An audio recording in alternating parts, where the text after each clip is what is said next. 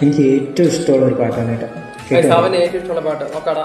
ഞാനൊരു പൂക്കളിട്ടു കാലത്തിന്റെ അമ്മയും പൂക്കളിട്ടു എന്റെ മോനെ അച്ഛൻ വന്നപ്പോ വൈകുന്നേരം വളർന്നു പൂക്കളിട്ടു അച്ഛൻ വന്നില്ലേ അമ്മയെ അത്തായം വെന്തി എന്റെ കൊല്ലളിയാ അത്തായത്തിച്ചാലേ പാലം കത്തണുമാ അച്ഛൻ വന്നപ്പോ അച്ഛന്റെ മോളുകിണങ്ങണങ്ങി എന്റെ പൊന്നെ നടിമോടെ തല തല്ലിക്കരയണത് വായിച്ചാലേ പാലം കത്തണുമാ വയല പൊട്ടിച്ചേ